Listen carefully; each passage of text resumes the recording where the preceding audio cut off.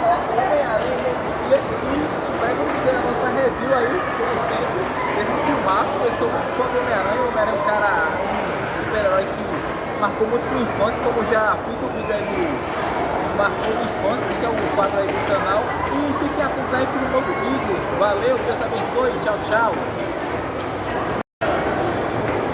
O que você achou do filme? É ótimo, maravilhoso. Sejam bem-vindos a mais um vídeo do canal Cine Retro Nostalgia. Eu sou o André Luiz e hoje vamos fazer a review sobre o filme Homem-Aranha The Brand New Day, que é o Homem-Aranha Um Novo Dia. E esse filme aqui, galera, é o 38º filme do MCU. Ele foi dirigido pelo Dustin Daniel Cretton, que é o mesmo diretor do Shang-Chi, A Lenda dos Dez Anéis.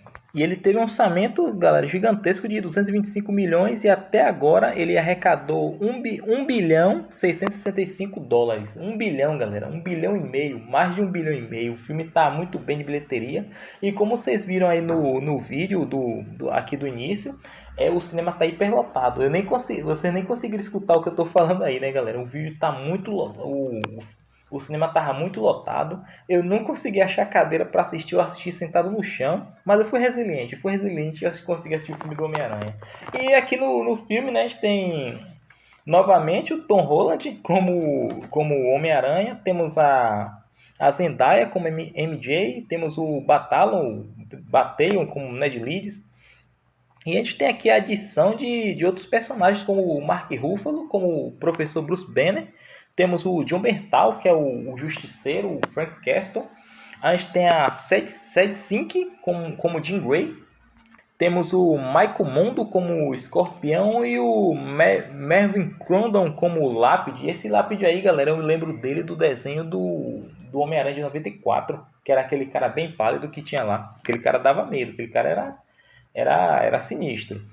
E só para contextualizar aqui, para o vídeo não ficar com 300 horas de duração, esse filme aqui ele é continuação do Sem Volta para Casa, e o Sem Volta para Casa foi por contrato o último filme do Tom Holland. Ele não sabia se ia voltar por uma continuação ou não, mas ele expressou muita vontade em fazer o Homem-Aranha novamente, mas o futuro do Homem-Aranha era incerto. Até esse diretor, esse Daniel, ele foi contratado para dirigir o Vingadores Dinastia Kang e a sequência do Shang-Chi. Só que o Homem-Aranha seria uma possibilidade futura. Mas o que era para ser uma possibilidade acabou virando uma prioridade para a Marvel, já que o Dinastia Kang virou Vingadores de Doutor Destino e o filme do Shang-Chi 2 não rolou. No lugar do Shang-Chi, a gente teve esse filme aqui do Homem-Aranha que tá muito top. As atuações aqui estão boas. O Tom Holland tá muito bom. Tá muito bom na atuação. E no filme tem, tem um clima legal, tem um clima assim de suspense, porque a gente não. Gente, não vai ter spoiler não, viu? Não vai ter spoiler não. Mas o vilão do filme, a gente nem imagina quem é. A gente passou o maior suspense porque minha esposa perguntava sempre: você tá conseguindo descobrir quem é o vilão? E eu não tava descobrindo, galera. Eu não sabia quem era o vilão, não. Mas eu não vou falar quem é o vilão, não, viu, galera? Podem ficar despreocupados. Pode assistir o vídeo até o final que não vai ter spoiler. E o que acontece nesse filme aqui, o Tom Holland ele teve um papel muito, muito legal aqui nesse filme, porque fez parte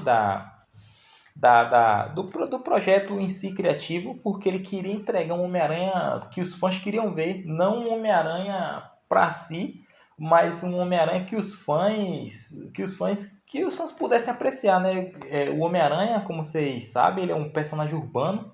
Ele também tem bastante vilões urbanos e a gente não tinha visto isso do Roland. Era o Roland nos filmes dos Vingadores enfrentando todos aqueles vilões intergalácticos como o Thanos, como ele enfrentou logo vários.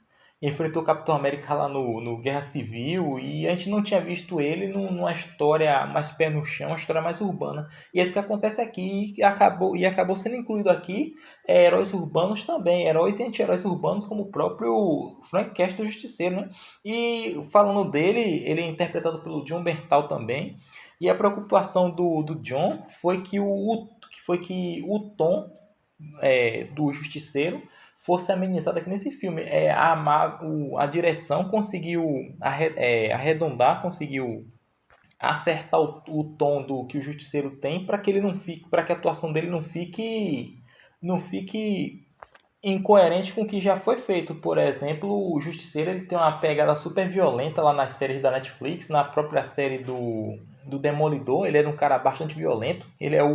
Eu considero esse Jon Bernthal o melhor Justiceiro em live action, é o melhor Justiceiro em live action que tem.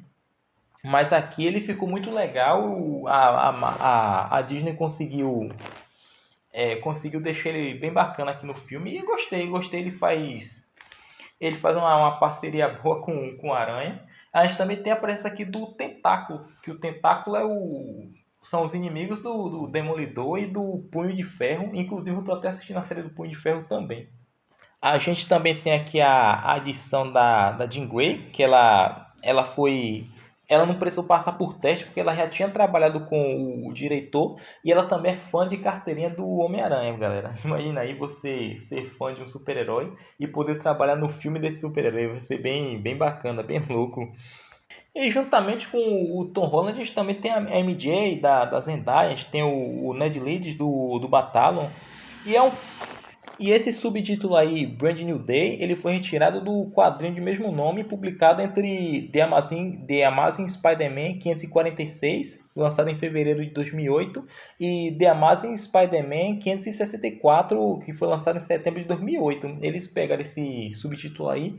E também tem uma coisa muito legal que eles fazem no filme, que é recriar várias capas de capas reais dos quadrinhos do Homem-Aranha, como a Amazing Fantasy número 15, que foi a primeira aparição do Homem-Aranha. Teve também a criação do The Amazing Spider-Man 134, que foi a primeira aparição do Tarântula. Esse vilão eu desconheço, não sei quem é não. Teve a The Amazing Spider-Man 221, que é a batalha do Aranha contra o Ramrod, que eu também, esse vilão aí, tô por fora dele. Teve o The Amazing Spider-Man 345, que foi a batalha do Homem-Aranha contra o Boomerang.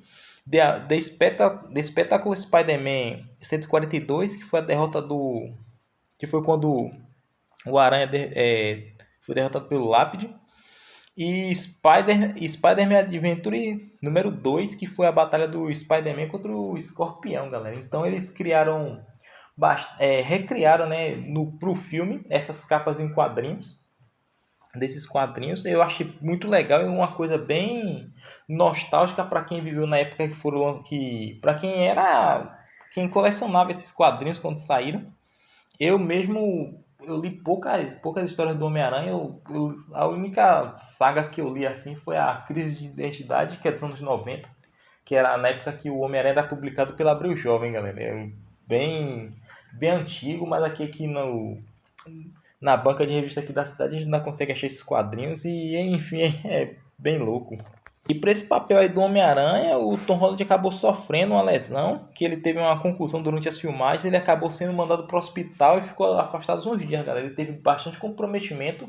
Ele, como ator, dentro do filme, ele teve bastante comprometimento com o personagem e também na parte da produção, porque ele queria entregar o que os fãs queriam. Ele queria fazer um fanservice, o que os fãs esperavam do Homem-Aranha. E ele entregou bem. A atuação do cara aqui tá monstro, uma boa atuação.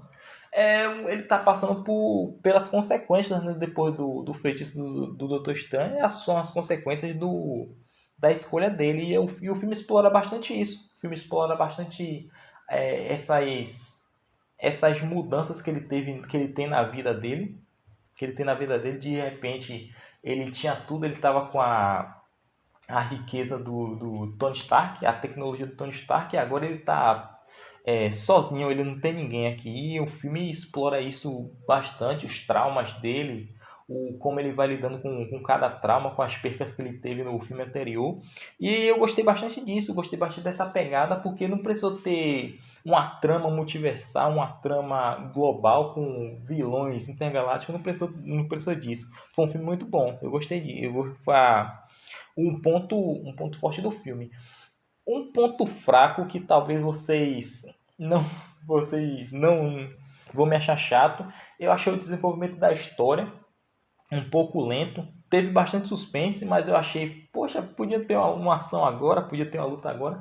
Eu achei o desenvolvimento da história um pouquinho fraco, mas precisou ser um pouco fraco para o filme não ficar tão frenético e a gente perder a atuação do Roland.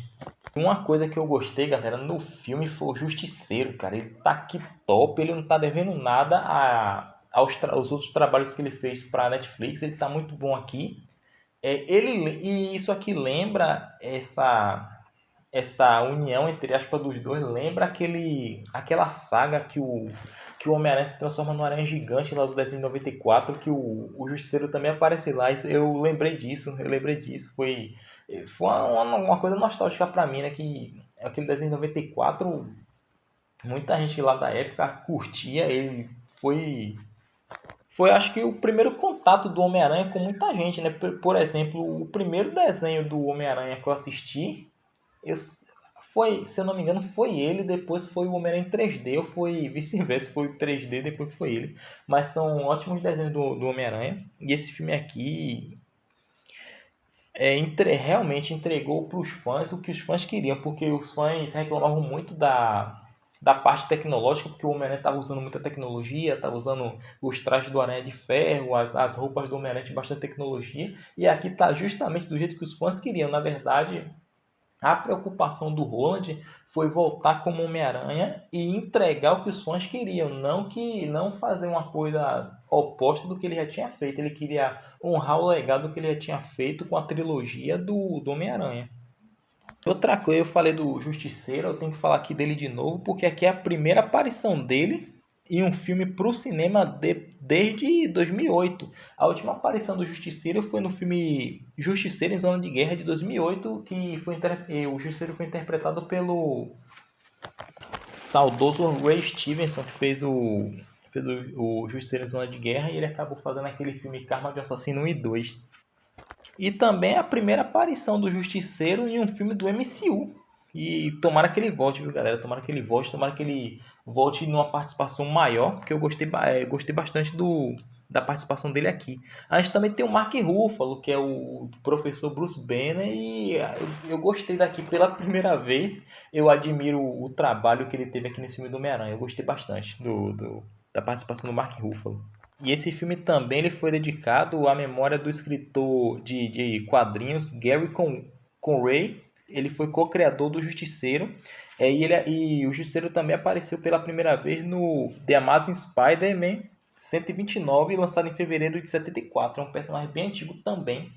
O Homem-Aranha ele foi criado em 1962. É um personagem também muito antigo.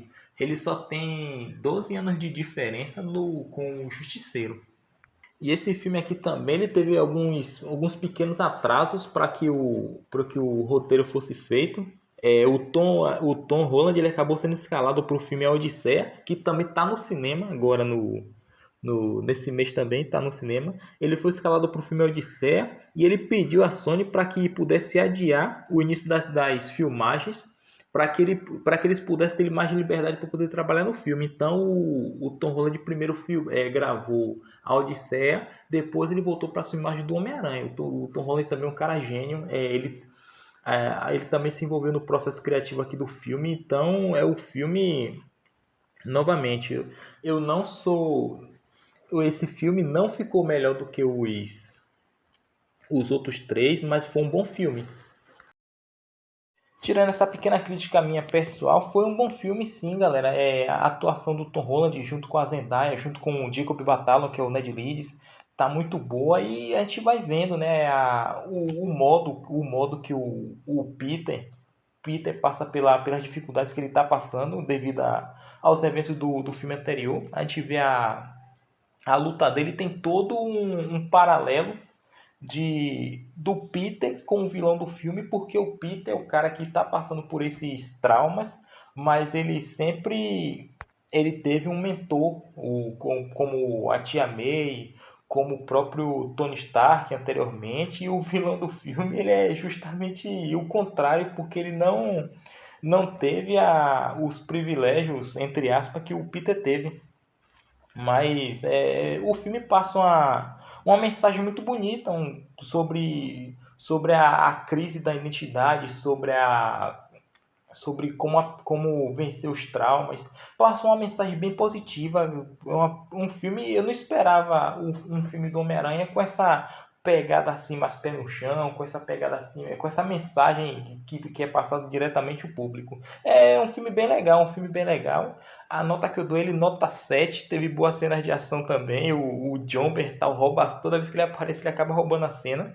E a preocupação como eu já falei, a preocupação do Gilbertal foi saber como é que ia ser o papel dele no filme do Homem-Aranha, né? Porque ele não ia poder estar usando a linguagem que ele usa nas séries da Netflix, nem na série do Disney Plus. Então, o estúdio soube contornar tudo isso, o estúdio fez um ótimo trabalho, sem diminuir a atuação boa que ele tem. Esse cara é um monstro na atuação, um cara muito, muito legal. E eu gostei bastante. A gente também tem a presença do Mark Ruffalo, que arrasou também. Arrasou, teve. Eu tô quase falando spoiler aqui, mas não vou falar não, galera. Vou deixar vocês verem por si mesmo quando vocês forem assistir, se é que vocês não assistiram. E é isso, galera. Eu convido vocês também a deixar um like aí no vídeo, comentário se você assistiu, se você não assistiu, se você vai assistir ainda, a nota que você dá pro filme. A minha nota é 7, mas é uma nota pessoal. Você pode ter uma nota menor ou maior do que a que eu lancei para o filme aqui agora. E é isso, galera. Muito obrigado a vocês que ficaram até o final do vídeo. Valeu, tchau, tchau. Deus abençoe e até a próxima. Spider-Man, Spider-Man. Eu não sei a música não, galera. Valeu, tchau, tchau.